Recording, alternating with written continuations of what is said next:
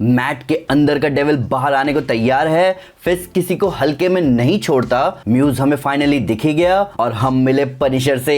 इस एपिसोड में बहुत कुछ हुआ है। तो डेयरडेविल बॉर्न अगेन का 4th एपिसोड हमारे सामने आ चुका है। एपिसोड का नाम था सिक्स सेम्पर सिस्टमा, जिसका इंग्लिश ट्रांसलेशन है सो ऑलवेज द सिस्टम, जो कि सजेस्ट करता है कि सिस्टम को बाहर फेंका या चैलेंज किया जा सकता है। और इस एपिसोड में हमें सिस्टम की प्रॉब्लम्स दिखी, जहां हमें दिखा एक आदमी जो कि कुछ खाने के लिए चोरी कर रहा है, जहां उसकी सजा उसकी क्राइम से ज्यादा महंगी है। वहीं किसी ने व्हाइट टाइगर यानी हेक्टर अयाला की जान ले ली और पुलिस को गोली की केसिंग भी नहीं मिली। पर आइए शुरू से शुरू करते हैं। एपिसोड शुरू होता है हेक्टर के व्हाइट टाइगर मास्क और उसके एमुलेट के दिखने से। पिछला एपिसोड बहुत हैरान करने वाला था और उसका रिजल्ट दिखा इस एपिसोड की शुरुआत में। अब यहाँ हम मिलते हैं हेक्टर की भतीजी से, जिसका नाम है एंजेला डेल टोरो। कॉमिक्स में एंजेला 4th व्हाइट टाइगर बनती है, पर यहाँ एंजेला बहुत छोटी है। तो अगर वो फ्यूचर में व्हाइट टाइगर बनती है तो इसमें अभी बहुत टाइम है। पर जैसा कि एपिसोड का नाम सिस्टम के ऊपर है, तो मैट एंजेला को सिस्टम पर भरोसा करने को कह रहा है कि कोई हेक्टर के कातिल को ढूंढ लेगा।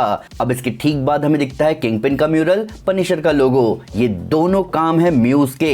नीचे म्यूज ने साइन भी किया है। इनके अलावा आगे जब बीबी यूरिक डैनियल और अपनी फ्रेंड के साथ क्लब से निकलती है, तो वहां आप व्हाइट टाइगर का म्यूरल भी नोटिस कर सकते हो, जिसके नीचे लिखा है विजिलेंटी जस्टिस, और वहां भी नीचे म्यूज का साइन है। अब इस डिरेंज्ड आर्टिस्ट के बारे में अगर आप कॉमिक में पढ़ोगे तो आपको बिल्कुल नहीं समझ में आएगा कि इसके दिमाग में चल क्या रहा है। पर कॉमिक्स में भी ये अलग अलग विजिलेंटीज के म्यूरल्स बनाता था, जैसा यहाँ सीरीज में भी हमें दिख रहा है। हमें म्यूज पहली बार दिखता है इस एपिसोड की शुरुआत में, जो कि किसी को ले जा रहा है। वहीं एपिसोड एंड होता है म्यूज के उस आदमी के ब्लड निकालने से, जिसको वो शुरू में ले जा रहा था। इस चीज को कंफर्म करते हुए कि म्यूज अपने बनाए म्यूरल्स में लोगों का ब्लड यूज कर रहा है। इस एपिसोड में मेन फोकस किया गया है लीरॉय ब्रैडफोर्ड पर, जिसको पुलिस एपिसोड की शुरुआत में पकड़ती है, जिसकी सजा कम करवाने की कोशिश करता है मैट, वो भी अपने पूरे रिस्क के साथ। पर जैसा कि एपिसोड का नाम है, मेन प्रॉब्लम थी यहाँ सिस्टम की। लीरॉय परेशान है कि अगर वो जेल में रहेगा तो वो अपनी सप्लीमेंटल सिक्योरिटी इनकम यानी SSI अपॉइंटमेंट मिस कर देगा।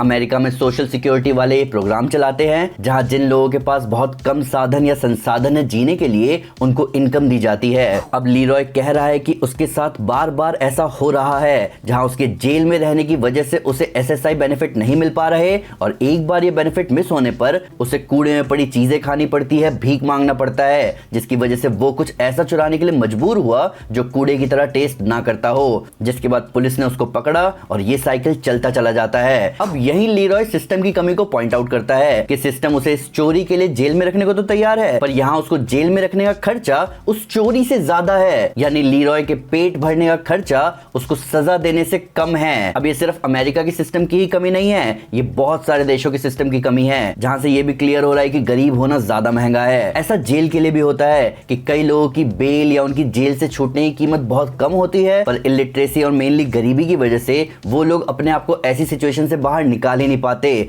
और ऐसे साइकिल में फंस के रह जाते हैं। हाल फिलहाल आई सीरीज ब्लैक वारंट इस चीज को बहुत अच्छे से पॉइंट आउट करती है। मैं आपको ये रेकमेंड करना चाहूंगा। तो डेयरडेविल का ये सीजन असली मुद्दों को पकड़ रहा है। शोरनर्स मजाक नहीं कर रहे थे जब उन्होंने कहा कि वो लीगल प्रोसीजर पर ज्यादा ध्यान देंगे, और हमें यही दिख रहा है। शुरुआती एपिसोड विजिलेंटी जस्टिस और पुलिस ब्रुटैलिटी पर था, वहीं ये एपिसोड सिस्टम की कमी पर है। ये चीजें और बीच में दिखने वाले बीबी यूरिक के छोटे छोटे इंटरव्यूज बता रहे हैं कि न्यूयॉर्क की जमीनी सच्चाई क्या है, जहां हमारे डेयरडेविल की जरूरत है। हालांकि यहाँ पर जब लीरॉय अपने आप को बचाने के लिए कहता है कि ये किसी स्क्रल का काम हो सकता है, ये बहुत फनी था, और कहीं ना कहीं ये चीज सीक्रेट इन्वेजन को कैनन बना देता है, जहां शायद अब लोगों के बीच स्क्रल्स होने की बात चल रही है। आगे बढ़ने से पहले मैं आपको बताना चाहूंगा कि मैंने स्टोरी ऑफ द वीक का नया एपिसोड अपलोड किया है, जिसमें टोनी स्टार्क ने मैट मुर्डॉक की आंखें ठीक कर दी है। उसके बारे में जानने के लिए अभी नीचे ज्वाइन बटन पर क्लिक करके सुपर मेंबर बने। अब आते हैं विल्सन फिस्क और वेनेसा पर। तो इस एपिसोड में क्लियर हो गया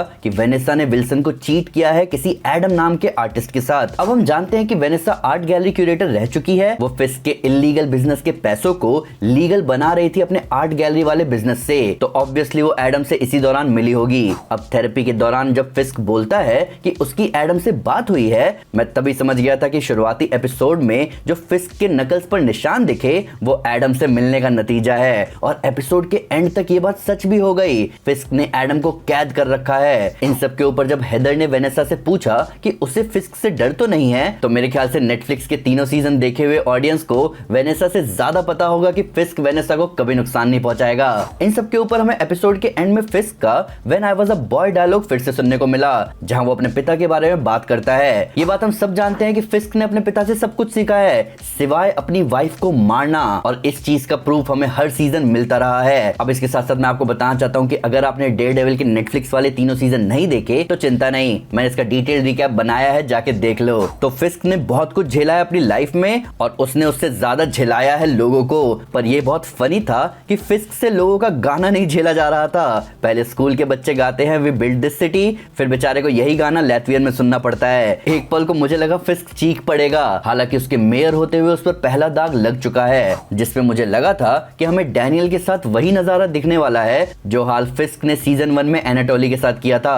पर अगर आप ध्यान दो तो ऐसा लग रहा है कि फिस्क डैनियल में अपने बचपन को देखता है। जैसे यहाँ डैनियल फिस्क को सपोर्ट करता है, उसको लेकर पॉजिटिव रहता है, वैसे ही फिस्क बचपन में अपने पिता को लेकर पॉजिटिव रहता था। और जैसे उसने डैनियल को छोड़ दिया उसकी गलती के बाद भी ये बताता है कि वो डैनियल को अपने बेटे की तरह मानता है। अब आते हैं मैट की इन्वेस्टिगेशन पर। अब पुलिस को उस बुलेट की केसिंग नहीं मिली जिस बुलेट से हेक्टर की मौत हुई। मैट यहाँ अपने स्किल का यूज करता है, हमें वही पहले एपिसोड वाला डॉली जूम इफेक्ट दिखता है जिसकी मदद से मैट को वो केसिंग मिल जाती है। अब यही मेरी चिंता थी दूसरे एपिसोड से। जिन पुलिस वालों को मैट ने दूसरे एपिसोड में मारा, तीसरे एपिसोड में बेइज्जती करी और अभी चौथे एपिसोड में फुल दिल्ली स्टाइल में धमकी भी दी कि जितने बंदे लाने हो ले आइयो लाडले, तो हमने तो देखा कि उन सब की बॉडी पर पनिशर के लोगों का टैटू है। तो मैट अंधा है पर उसके पास रेडार सेंस है, लेकिन तब भी वो कलर्स, ड्राइंग्स या लिखी हुई चीजों को सेंस नहीं कर सकता। पर बुरे लोग ब्रांडिंग को लेकर इतने सीरियस थे कि उन्होंने बुलेट की केसिंग पर भी अपना फेवरेट लोगो लगाया हुआ था, जिसकी मदद से मैट पहुंचा पनिशर के पास और हमें दिखता है ट्रेलर वाला नजारा।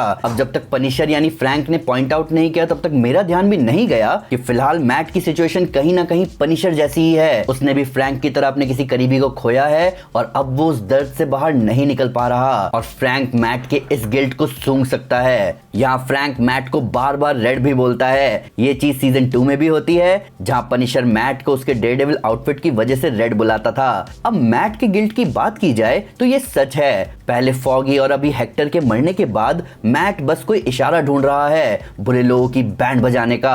अब फ्रैंक और मैट के बीच की बातचीत बहुत जबरदस्त थी। अब कहीं ना कहीं मैं सोच रहा था कि हमें ज्यादा से ज्यादा एक्शन दिखना चाहिए सीरीज में, पर ये कन्वर्सेशन और ये डायलॉग्स किसी एक्शन से भी ज्यादा हैवी हैं और ये मुझे बार बार नेटफ्लिक्स वाले वर्जन की याद दिला रहे हैं। खासकर फ्रैंक का बुलजाय का नाम लेना और फॉगी के लिए कहना कि क्या उसे लाइफ मिली, ये बहुत हैवी लाइन है, खासकर मैट के लिए, खासकर फॉगी जैसे कैरेक्टर के लिए जो कि हर सीजन मैट को उसके धर्म से भटकने से रोकता रहा। अब मैं उम्मीद करूंगा कि पनिशर हमें आगे के एपिसोड्स में भी दिखे। हालांकि हमने इस वीक सुपर न्यूज में भी बात करी है कि पनिशर वापस आएगा अगले साल डिज्नी प्लस पर अपनी खुद की स्पेशल प्रेजेंटेशन में, जो कि पहले की ही तरह ब्रूटल होने वाली है, जिसका मेन मोटो हमें फ्रैंक के पीछे की दीवार पर भी लिखा दिखा, for the fallen many your sacrifice becomes our purpose. अब एपिसोड खत्म होने से पहले हमें मैट और फिस्क का पैरेलल दिखाया जाता है। इन दोनों ने बहुत समय से अपने अंदर के शैतान को दबा रखा है, पर अब वो शैतान ज्यादा देर अंदर नहीं रह सकता।